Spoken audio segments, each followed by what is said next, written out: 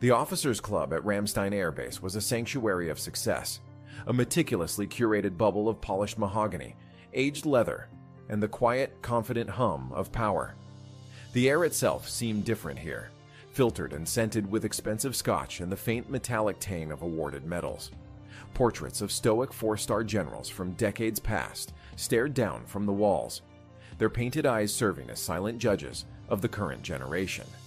Tonight, the club was alive, celebrating a successful NATO logistics exercise.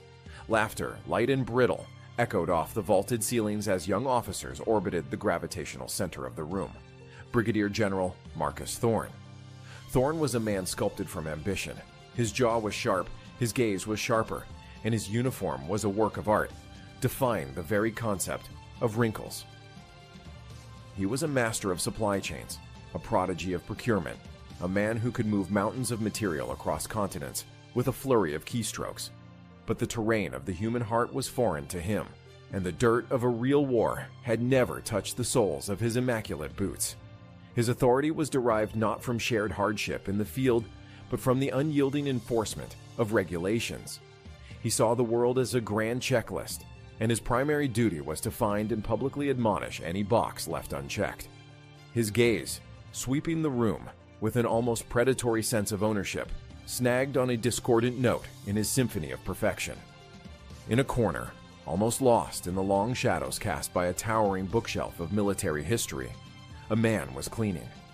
An old man, probably nearing 70, whose gray janitorial jumpsuit seemed to absorb the opulent light of the room and radiate a quiet humility. This was Arthur Jenkins.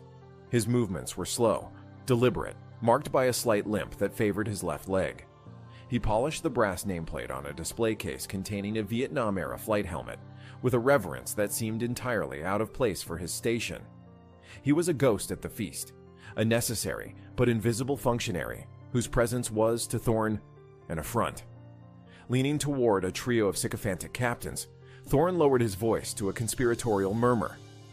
"Gentlemen, a teachable moment," he began, a cruel smirk touching his lips.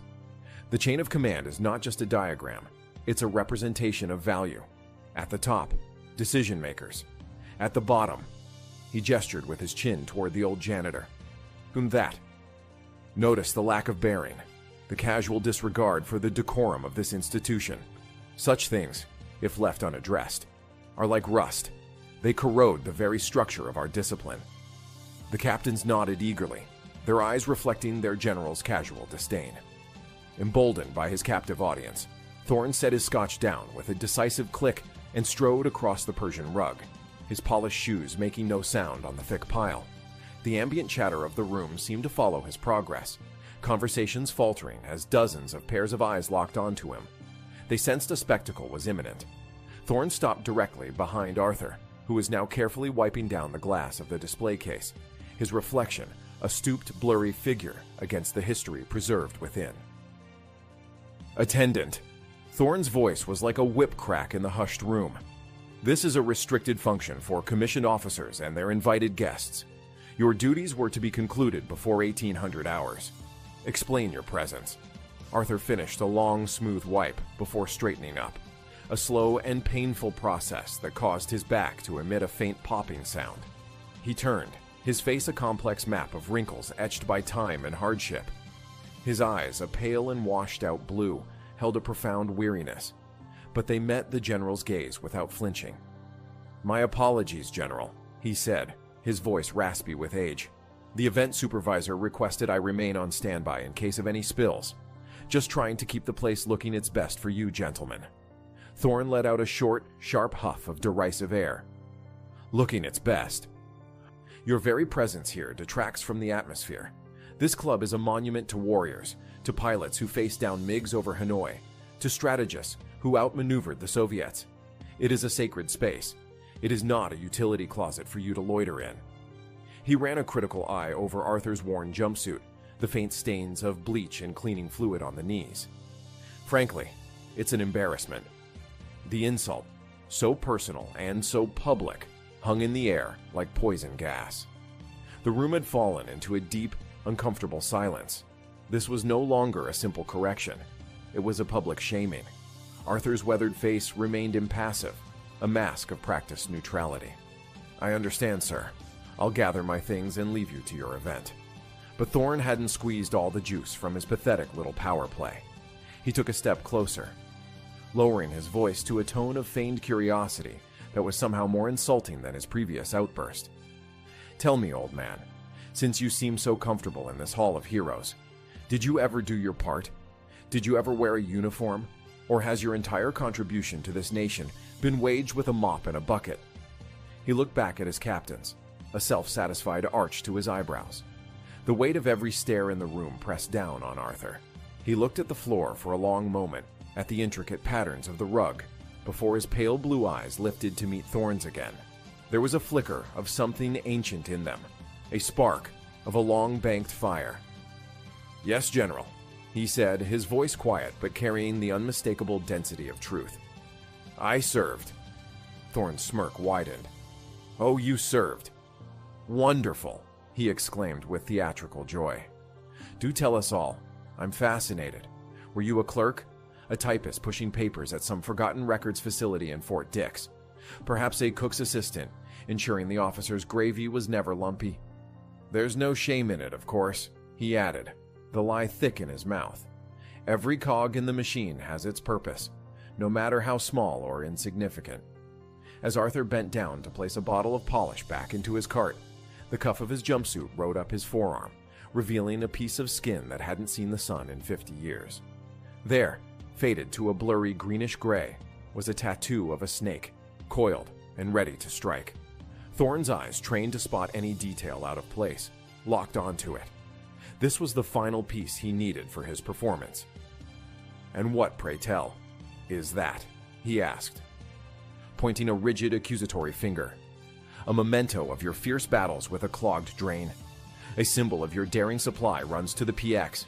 Every soldier, no matter how far from the fight, loves to give himself a fearsome nickname. A call sign." He leaned in, his voice a stage whisper meant for the entire room.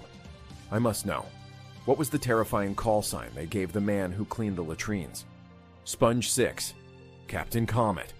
The young officers tittered obediently. Thorn's grin was one of pure triumph. He had cornered his prey. He had reduced the old man to a caricature for his own amusement. "Speak up," he commanded. "I want to hear it. What was your call sign?" Arthur straightened up one last time. The stooped shoulders seemed to square themselves, almost imperceptibly. The weariness in his eyes vanished, burned away by that strange hot spark from deep within.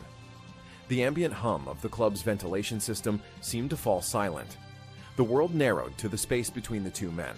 Arthur's gaze was no longer deferential. It was hard, like chipped granite.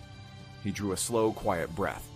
When he spoke, his voice was a gravelly whisper that held the chilling authority of a long-forgotten ghost. "My call sign," he said, the words falling into the silence like stones into a deep well, "was Viper 1. The name landed in the room and detonated. For Thorn and the younger generation of officers, it was meaningless, just a slightly more dramatic name than the ones he'd mocked. But for a select few, the name was a key to a locked room in the deepest, darkest basement of military history. At the far end of the bar, Command Sergeant Major Frank Kowalski, a man whose face was a testament to combat tours in every hellhole from the Mekong Delta to the Hindu Kush, dropped his glass of bourbon. It shattered on the marble floor, the sound an explosion in the dead quiet. Kowalski's blood had drained from his face, leaving it a pasty, sickly gray. He wasn't looking at a janitor anymore. He was staring at a myth. He'd heard that name once, and only once, whispered over a crackling radio frequency during a long-range recon patrol in Cambodia in 1971.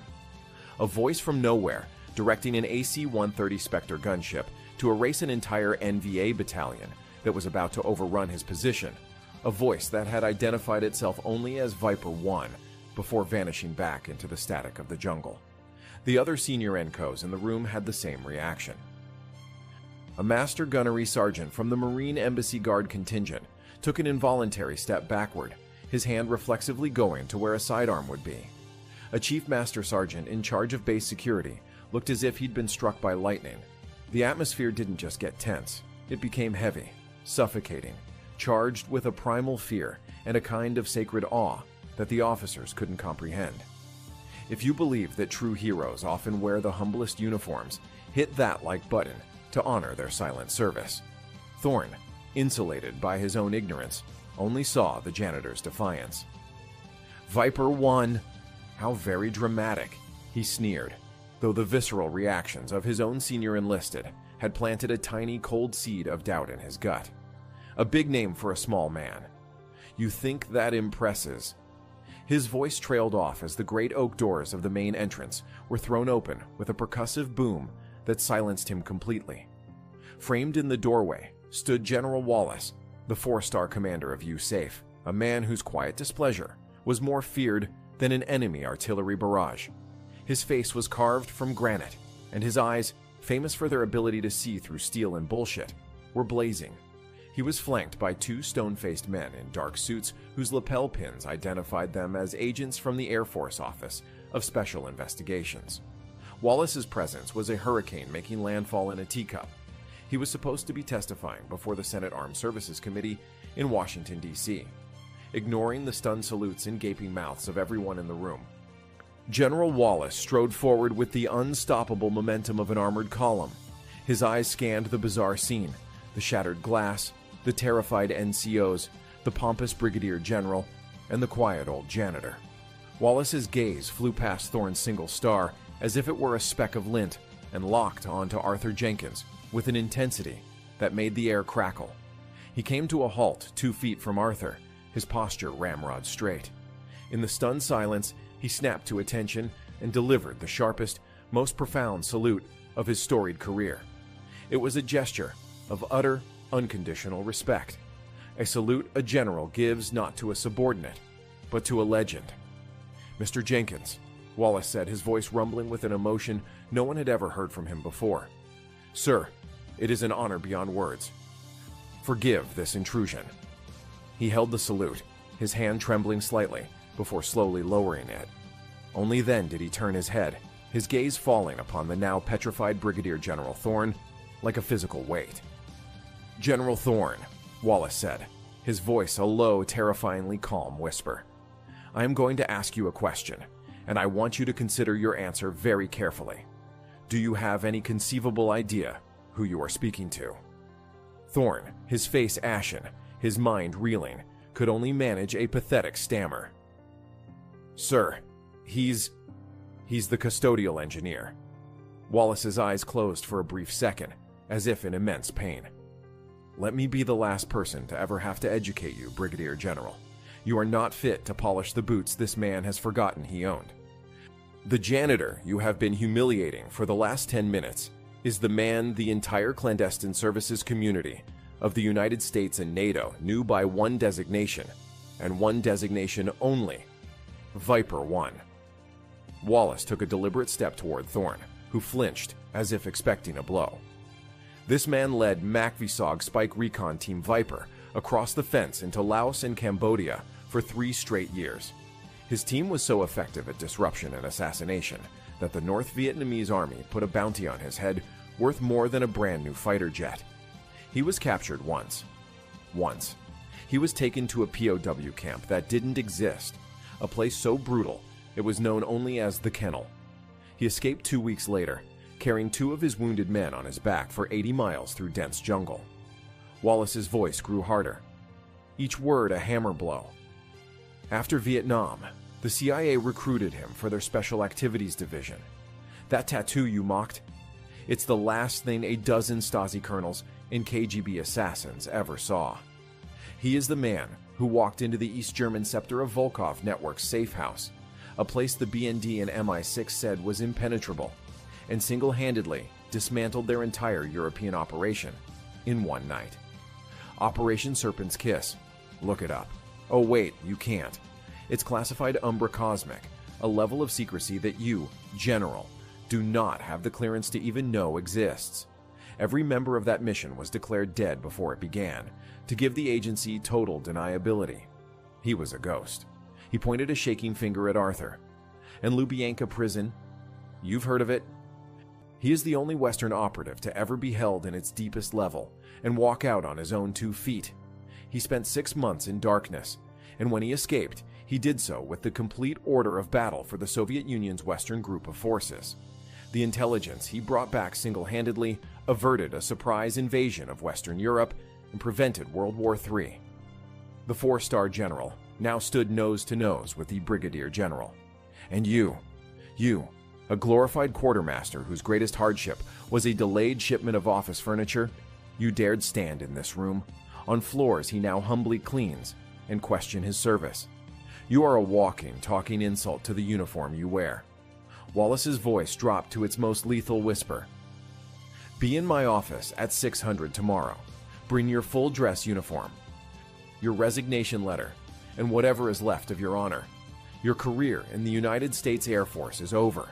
Now get out of my sight before I do something we'll both regret. Utterly and completely broken, Thorne turned and stumbled out of the club, his public execution complete. Wallace watched him go, then addressed the silent, shell-shocked room. Let this be an indelible lesson for every one of you. The true heroes of this nation are not always the ones with stars on their shoulders. They are the quiet professionals, the ghosts, the men like Arthur Jenkins, who sacrificed everything in the dark so that you could stand here, safe in the light. He turned back to Arthur, his expression softening with a deep, profound respect. Art, he said gently, it's over. Your nation has not forgotten you. The director sends his personal, deepest apologies. There's been a clerical error regarding your service benefits and pension going back 30 years. It's been fixed. It's time to come home. As General Wallace gently guided Arthur Jenkins toward the door, a ripple went through the room. The command sergeant major was the first, snapping to the most rigid, heartfelt position of attention of his life. The rest of the NCOs followed suit instantly. Then the officers, one by one, their faces a mixture of shame and awe, all snapped to attention, their hands rising in a salute that was not for a janitor, but for a titan.